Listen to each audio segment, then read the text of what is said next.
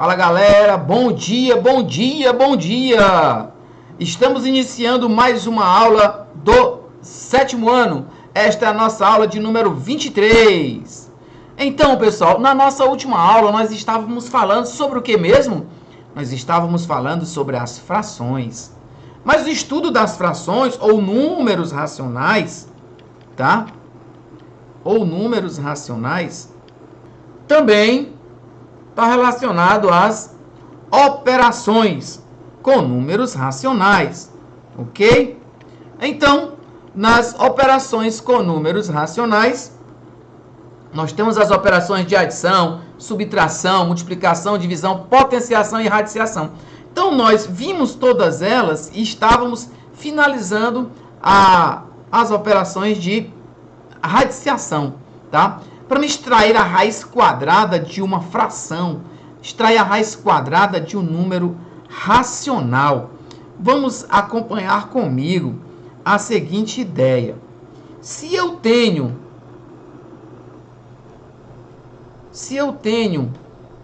um quadrado perfeito, tá? Olha só, se eu tenho um quadrado perfeito, tá? Então, esse lado aqui vale x.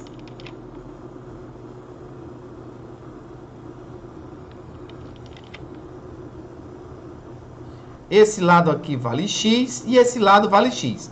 Então, um quadrado perfeito, ele tem todos os lados iguais. Mas se eu quiser saber qual é a área desse quadrado, eu vou multiplicar as dimensões, x vezes x. Então, a área desse quadrado vai ser x ao quadrado. Isso aqui é o que, pessoal? Esse x é o lado. Então, se eu pegar a área, eu vou obter multiplicando as duas dimensões, lado vezes lado. Agora, se eu quiser calcular o lado, tá? Existe uma regra que diz que o lado do quadrado é igual à raiz quadrada da área.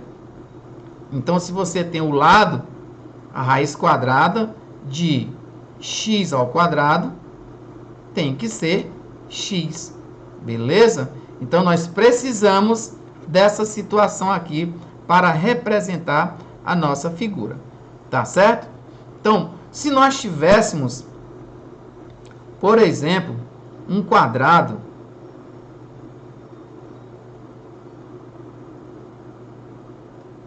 de lado 2,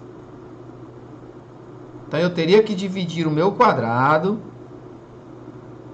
em quadradinhos menores, de forma que cada lado tivesse uma unidade, ok?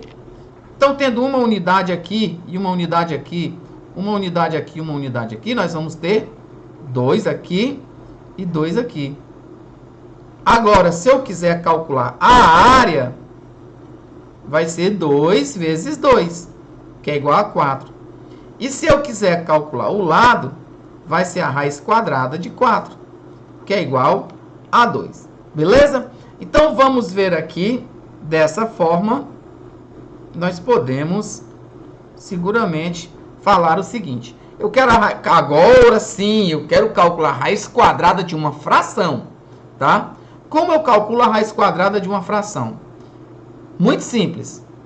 Se nós temos, se nós temos o seguinte, um terço é raiz quadrada de 1/9. Implica dizer que 1/3 ao quadrado é 1/3 vezes 1/3, que é igual a 1/9. Compete a nós dizermos que a raiz quadrada de 1/9 é igual a 1/3. Beleza? Então, geometricamente, nós temos o seguinte. A ideia é 1/9. A raiz quadrada dele, eu vou pegar, tá? E apresentar um quadrado de forma que cada lado meça o seu lado. 1/3. Então, nós temos aqui essa situação. Eu quero a raiz quadrada de 1/9. Como esse número é menor que 1 e maior que 0, nós vamos ter uma situação em que a medida do lado desse quadrado vai ser um valor maior que ele. Como assim, professor? Vejam o seguinte, nós temos inicialmente, a pergunta é, qual é a raiz quadrada de 1/9? Por definição, nós sabemos que a raiz quadrada de 4, tá? É 2. Nós sabemos que é 2. Implica dizer que 2 ao quadrado, que é 2 vezes 2, é igual a 4. Então, a raiz quadrada de 9, eu poderia simplesmente imaginar em um número que é multiplicado por ele mesmo de 1/9, tá? A raiz quadrada de 1/9 é 1/3.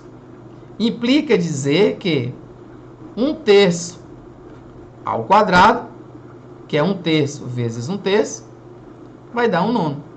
Beleza? Da mesma forma, aqui no nosso segundo exemplo. Se 0,6 é a raiz quadrada de 0,36, então eu posso dizer seguramente que a raiz quadrada de 0,36 é igual a 0,6. Implica dizer que 0,6 vezes 0,6 é 0,36. Beleza? É assim que funciona. E nós temos aqui a representação geométrica, tá? Vou dar um bizu aqui para vocês, para facilitar nossa interpretação. Beleza? Eu quero imaginar aqui o seguinte. Vou colocar aqui nesse cantinho a raiz quadrada de 1/9, tá? A raiz quadrada de 1/9 é a mesma situação que raiz quadrada de 1 sobre a raiz quadrada de 9. Qual é a raiz quadrada de 1? É 1. Qual é a raiz quadrada de 9? É 3. Fechou? Beleza? Então, pessoal, da mesma forma. Professor, e como seria aí o 0,36? Muito simples. 0,36 eu posso escrever também assim. 36 centésimos. Não são duas casas decimais? 36 centésimos. Então, eu poderia distribuir raiz de 36 sobre raiz quadrada de 100. Qual a raiz quadrada de 36? É 6. Qual a raiz quadrada de 100? É 10. Como é que nós lemos essa fração? 6 décimos. E como é que nós escrevemos 6 décimos na forma decimal? 0,6. E pode assim também, professor? Pode. Fiquem à vontade. Beleza? Então, pessoal, uma outra maneira, tá, de determinar a raiz quadrada exata de um número, às vezes é muito grande. Veja o que acontece. Olha o que eu vou mostrar aqui para vocês. Agora há pouco nós fizemos a raiz quadrada de 4. Todo mundo sabe que é 2. Mas eu posso escrever o 4, 2 ao quadrado. Posso ou não posso? Se o expoente é 2 e a raiz é quadrada, sobra 2. Beleza? Então, a raiz quadrada de 4 é 2. Se você observar bem, 4 na forma fatorada, 4 dividido por 2 dá 2, 2 dividido por 2 dá 1. Fechou? A forma fatorada é 2 ao quadrado. Então, como esse expoente é igual ao índice aqui, então, a minha resposta se resume à minha base. Se 4 é igual a 2 ao quadrado, a raiz quadrada de 4 vai ser 2. Isso funciona para qualquer número. Beleza? Olha o que vai acontecer aqui no nosso exemplo do livro. Ele já está resolvidinho, mas a gente pode justificar cada uma delas. Para determinar a raiz quadrada do número 1024, nós vamos fazer a decomposição em fatores primos, beleza? Então, nós temos 1024 por 2, 512, por 2, 256, por 2, 128, por 2, 64, por 2, 32, por 2, 16, por 2, 8, por 2, 4, por 2, 2, por 2, 1. Fechou aqui? Fechou. Pessoal, o 2 vai aparecer quantas vezes? Vamos contar? 1, 2, 3, 4, 5, 6, 7, 8, 9, 10 vezes, pessoal. 2 elevado a 10. Olha só, tá bem aqui, ó. 1024, tá? É equivalente a 2 elevado a 10. Só que 2 elevado a 10, 2 elevado a 10, professor, 2 elevado a 10 não é 2 elevado a 2. Como é que eu vou ficar com o meu expoente igual ao índice 2? Simples, simples. Nós sabemos que 10 é 5 vezes 2, não é não? Pode ser? Pode, professor. Mas eu posso escrever assim também. 2 elevado a 5 ao quadrado. Lembra da propriedade? 5 vezes 2, 10. Então, tudo isso aqui é a mesma coisa. Daí, como o meu expoente agora é 2, a raiz quadrada vai ser 2 elevado a 5. E 2 elevado a 5 é igual a quanto? 2 elevado a 5 é igual a 32. Então, qual é a raiz quadrada de 1024? 32. Beleza? Então, o nosso livro, quando chegou bem aqui, ó, ele fez isso. 2 elevado a 5 é 32 ao quadrado, que é igual a 32 vezes 32. Isso aqui é a raiz quadrada de 1024. É igual a 32. Por quê, professor? Porque 32 vezes 32... Pode fazer a continha aí, meu amigo, sem medo. Dá 1024. Beleza? Então, a raiz quadrada, gente, na realidade, a raiz quadrada de um número, natural, é outro número que é multiplicado por ele mesmo, dá o inicial. Então, qual é a raiz quadrada de 1024? É um número, a raiz quadrada de 1024 é um número que é multiplicado por ele mesmo, dá 1024. Que número é esse? 32. Beleza? Muito bem. Aí sim, professor. Então, vamos agora extrair a raiz quadrada de um número fracionário. Eu vou usar o mesmo procedimento. Vamos fazer as decomposições. 81, professor. Como é que eu vou decompor 81? Vamos lembrar, pessoal. 81, tá? Não é um número par. Eu posso tentar um número ímpar, 3. 81 por 3 dá 27. Por 3 dá 9.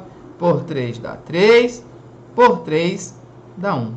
Então, 81 é também 3 vezes 3 vezes 3 vezes 3. Ou 3 elevado a 4. Beleza? E o 121? O 121 você decompõe também, beleza? Não dá por 2, não dá por 3, 5, 7, dá por 11.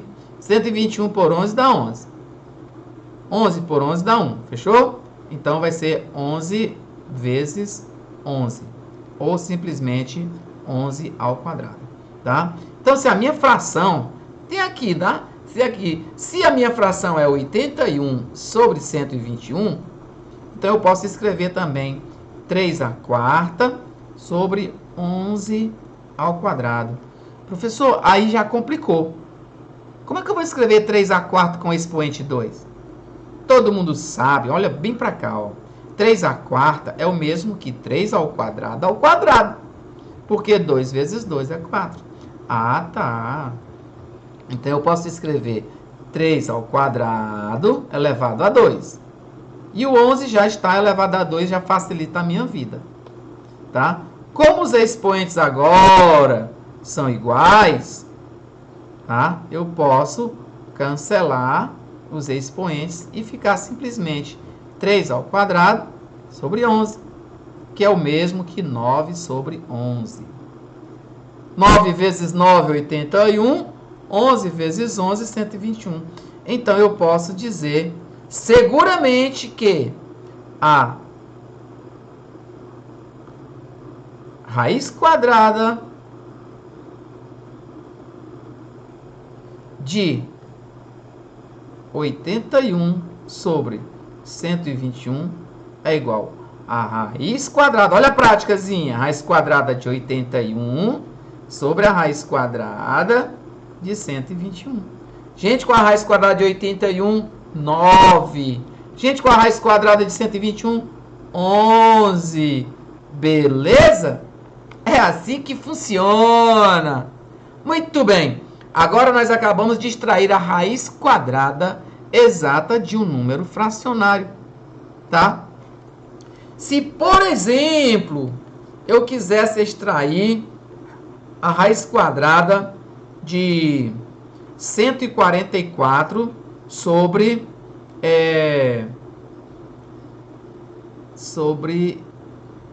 676.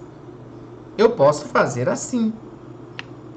Raiz quadrada de 144 sobre raiz quadrada de 676.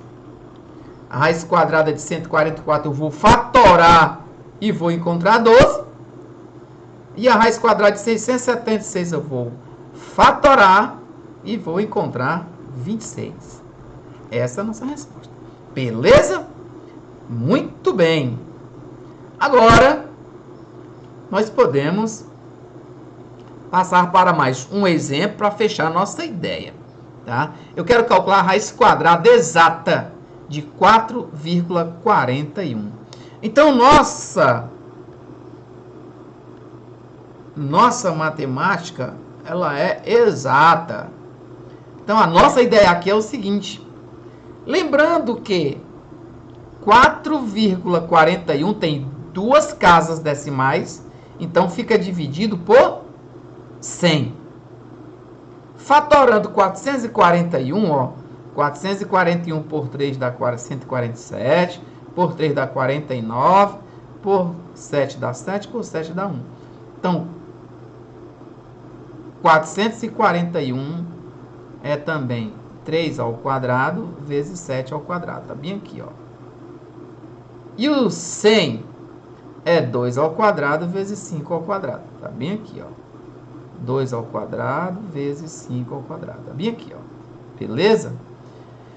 Então, como os expoentes são iguais, eu posso juntar os números com o mesmo expoente. 3 vezes 7, 21. 2 vezes 5, 10.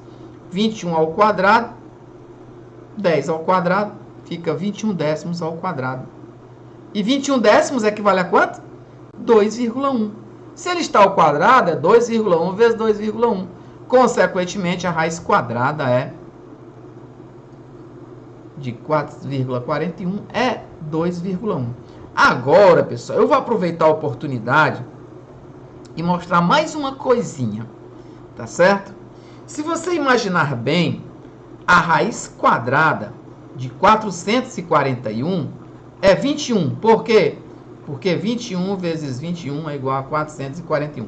Beleza? Só que a nossa situação aqui não é 441, é 4,41. Então, eu posso escrever assim, 441 sobre 100. Eu posso escrever assim, 441 raiz quadrada, tá? 441 raiz quadrada sobre 100 raiz quadrada. Com a raiz quadrada de 441 é 21. Com a raiz quadrada de 100 é 10. E quanto é 21 sobre 10? 2,1. Funciona também magicamente, tá? Então, importante a gente considerar também essa informação, ó. Nem toda fração tem raiz quadrada exata. Nós estamos vendo exemplos que apresentam raiz quadrada exata. Não quer dizer que nós temos sempre a raiz quadrada exata de uma fração, tá? Eu não sei a raiz quadrada exata de 30. Eu não sei a raiz quadrada exata de 56, tá? Não tem. Então, nós apresentamos raízes quadradas exatas de números que possuem a raiz quadrada exata. Beleza? Então, pessoal, o que nós temos para a nossa próxima aula são as atividades, tá? Envolvendo, nós vamos resolver algumas questões, beleza? Algumas questões envolvendo raiz quadrada. Olha só a primeira. A nossa primeira a gente ainda pode fazer uma, tá bom? Vamos fazer essa, tá? Observe as figuras. Nós temos um quadrado dividido em 36 partes, de lado 6, tá? Então eu posso dizer que a raiz quadrada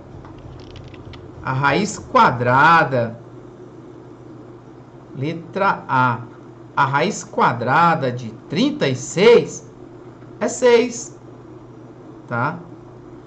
A raiz quadrada de 4 nonos, ó, 1, 2, 3, 4 nonos, é 2 terços. Na letra B, a raiz quadrada de 0,49, vamos lembrar como funciona? Olha aí, 49 sobre 100. Com a raiz quadrada de 49 é 7. Com a raiz quadrada de 100 é 10. Como é que eu escrevo? 0,7 ou 7 décimos. Beleza?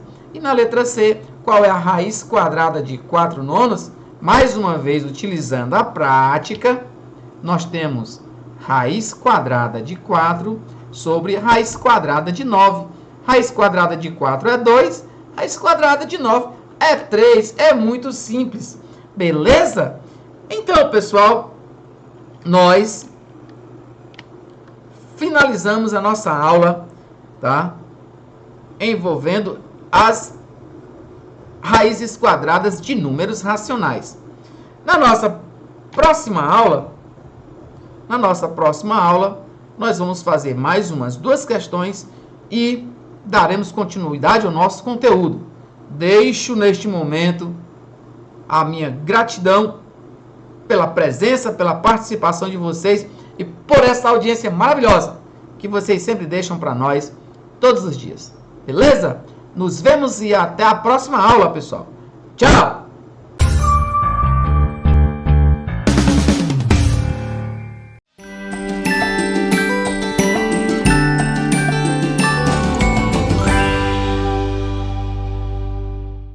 Olá, gente linda de Deus, tudo bem com vocês? Com certeza está, porque Deus é com cada um de vocês, Deus é com todos nós, Deus é conosco, né? E isso é bom e a partir disso só temos motivos para sermos felizes. Gente, professora Vera Amorim chegando aqui para aquela nossa viagem semanal, beleza, pela língua portuguesa.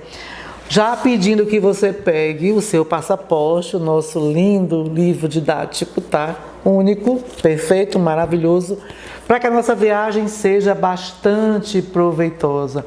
E hoje nós vamos viajar, já estamos avançando, né?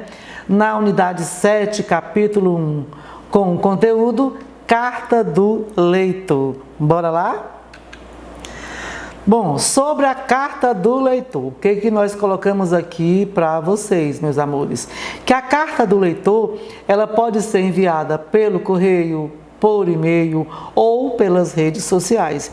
E tem como objetivo, né, ela tem o objetivo de ser um canal para dar voz aos leitores, para que expressem opiniões, críticas, perguntas e sugestões sobre os textos jornalísticos publicados. Então, ela é um veículo, né? É um canal que nós temos, enquanto leitores, de expressar, tá? A nossa opinião, a nossa forma de ver, o nosso ponto de vista acerca de qualquer outro texto que tenha sido publicado, ok?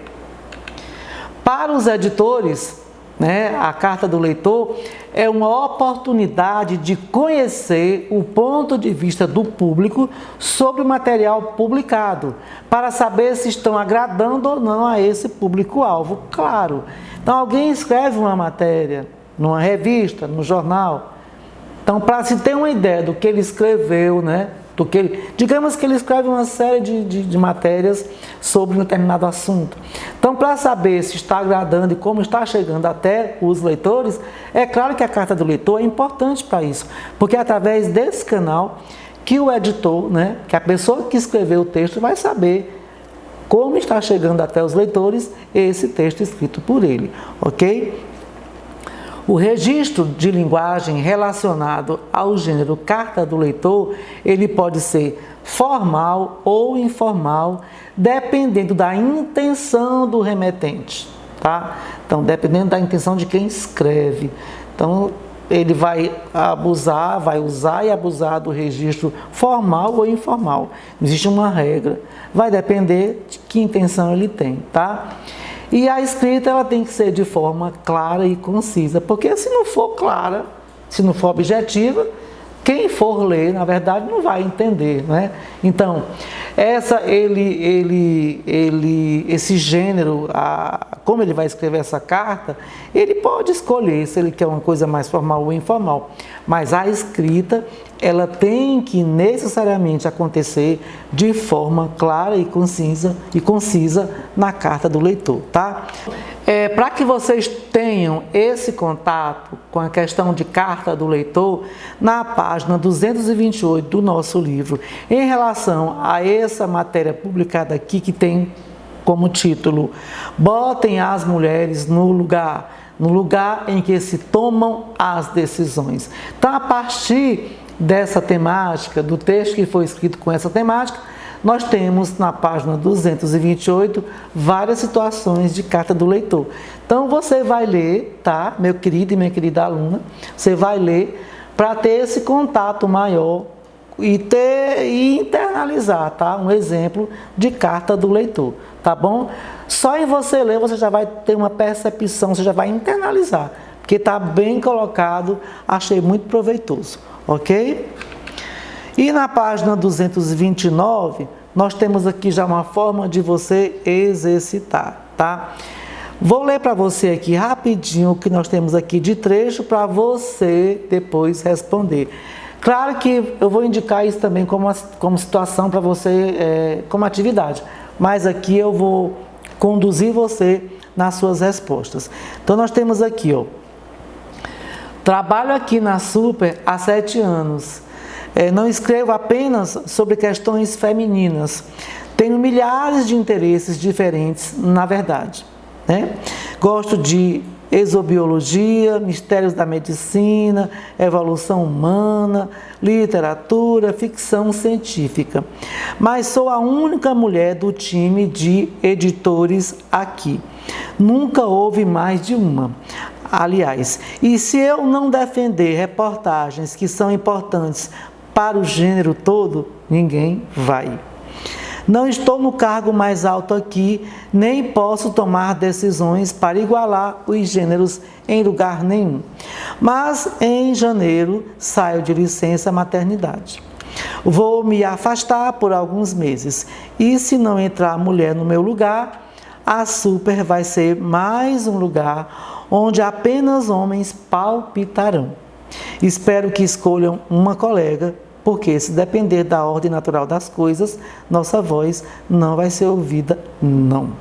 Então, a pessoa que escreveu, né, esse trecho aqui pertence à autora do texto, em que vocês vão ler no nosso livro, né, na página 228, e vão ler também cartas, né, exemplos de carta do leitor em relação ao texto dela.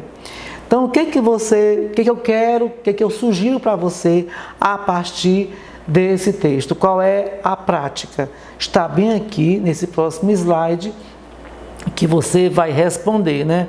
Primeiro, por que Karen Rueck defende a publicação de reportagens e artigos relacionados ao gênero feminino na revista, no caso Super? Os leitores, na letra B, os leitores que tiveram suas cartas publicadas na revista Super Interessante se posicionaram de modo contrário à autora do artigo de opinião? Por que você acha que isso ocorreu? Então você vai analisar, tá? E vai responder para que internalize. E assim compreender de vez o que é a carta do leitor e qual é o objetivo desta carta. Letra C. Se você fosse enviar uma carta à revista comentando o artigo de opinião, botem as mulheres no lugar em que se tomam as decisões, como você se posicionaria? Independente, viu? Meu caro e minha cara aluna. Independente, tá? Você vai de ser aluno ou aluna, como é que você se posicionaria? Aí você vai justificar. E a partir daí você vai ter uma noção de como seria uma carta do leitor feita por você em relação a esse artigo. Tá certo? Então, bora praticar, porque praticando a gente internaliza, ok? O que é importante nós sabermos ainda sobre a carta do leitor? É importante saber que, em geral, o principal motivo que leva alguém a escrever uma carta do leitor é a vontade de comentar, elogiar ou criticar determinado assunto e de apresentar o próprio ponto de vista acerca de um texto publicado em um jornal ou em uma revista. Quem é que não quer, né? Tem gente que apenas lê, mas é muito importante você ler e se posicionar. Mesmo e ainda que você não queira escrever uma carta do leitor, não queira expressar dessa forma o seu ponto de vista, o que você achou, elogiando ou até criticando, tá? E quando se critica, no caso, se faz uma crítica com a intenção de colaborar, né? De colocar o seu ponto de vista mesmo, mas colaborando. Então, tem gente que não gosta, mas tem gente que gosta, é importante, porque você interage com o autor daquele texto. Isso é importante demais, tá? Você fica por dentro do assunto, você mostra que tem o conhecimento e você pratica, tá? Os conhecimentos adquiridos nas aulas de língua portuguesa. Também é importante saber que, geralmente, a carta do leitor é dirigida ao autor do texto comentado ou ao meio de comunicação que o publicou. Claro, você vai se dirigir ou para quem escreveu o texto, tá? Ou você se dirige à revista. No caso da Super, você pode simplesmente, se você fosse escrever se dirigindo à autora do texto, tá? Ou você pode também se dirigir à revista Super. Entenderam? Isso é uma opção de quem vai escrever a carta do leitor. Ele pode dirigir-se ao autor do texto ou ao meio de comunicação que publicou esse texto. E ainda sobre a carta do leitor, nós temos que saber que grande parte dos comentários, das sugestões e das críticas de leitores, ela chega via internet, tá? Os meios de comunicação disponibilizam aos leitores endereços eletrônicos e páginas em redes sociais para que eles manifestem sua opinião sobre os assuntos publicados. Pois é, se você observar, finalzinho sempre vem essa indicação, sabe? Endereço, comente, tá? Sempre tem isso, comente. Então, uma forma de você mandar, de você responder, de você escrever uma carta, dando sugestão, ou criticando, ou elogiando, eles próprios disponibilizam, né? Então, você vai encontrar no final dos textos os endereços e as páginas, ok? Isso é importante que você saiba. E, meus amores, na página 231 do nosso livro, nós temos aqui uma outra situação que eu gostaria... para responder, você não precisa nem responder escrevendo, mas você pode refletir, tá? Opinião e liberdade de expressão. Aí nós temos aqui, ó, a carta do leitor é um gênero que permite a quem lê um texto publicado em um meio de comunicação exercer a sua cidadania, já que na Constituição brasileira é garantido a todo indivíduo o direito à livre manifestação de pensamento, desde que não seja feita de forma anônima, e o direito de resposta, no caso de ofensas e injúrias. Então, se você for expressar o seu pensamento, se você for elogiar ou criticar, né, no caso aí, a questão da resposta que a pessoa que escreveu tem direito é se você for criticar, principalmente, não é? Aí você saiba, né, fique sabendo que você pode ter a resposta. A pessoa tem o direito, o mesmo direito que você tem, que é garantido pela Constituição brasileira, de expressar o que você pensa a respeito de algo que foi escrito. Se você passar dos limites permitidos, a pessoa que escreveu, o autor do texto, também pode responder você. Ok? Então, aí você vai só refletir sobre estas situações aqui, em que a primeira diz assim: por que o anonimato nos casos de manifestação do pensamento é proibido? Então, você vai pensar e refletir sobre isso. Então, você analise, responda você mesmo, você para você mesmo. No segundo tem assim: questionar os conteúdos publicados pela imprensa é importante? Por quê? O que você acha? Já falamos sobre isso aqui hoje, não foi? Não foi isso que nós falamos quando abordamos a carta do leitor? Então, é importante que se questione. Se você acha que sim, que é importante, por que você acha que é importante? E na terceira situação nós temos aqui: na sua opinião, dizer que a livre manifestação do pensamento é um direito de todo cidadão significa que podemos nos expressar como quisermos, não existindo nenhum limite para o exercício desse direito? Aí você vai refletir também: será que não tem limite? Será que eu posso dizer o que eu bem entender? O que eu sinto, o que eu acho? De uma forma livre? Será?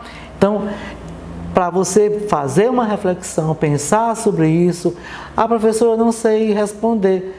Pesquise. Faça o seguinte: procure a Constituição. Se você não tem ela impressa, vá na rede social, vá no Google, para você ler sobre isso, tá? E você adquirir mais conhecimento e já procurar embasar mais, sentir mais pé no chão para de repente expressar por escrito, através de uma carta do leitor, quando você ler um texto que de alguma forma você se sinta, né, alcançado por esse texto e você quer expressar, mas quer saber até onde pode ir nessa expressão, faça uma leitura na Constituição no que se refere a isso, a textos, a sua liberdade de expressão, e aí você vai ter a plena convicção do que pode e o que não pode, tá bom? Meus amores, para vocês internalizarem, através da prática, né, de exercícios, que isso é importante demais. A gente falou sobre o quê? Carta do leitor.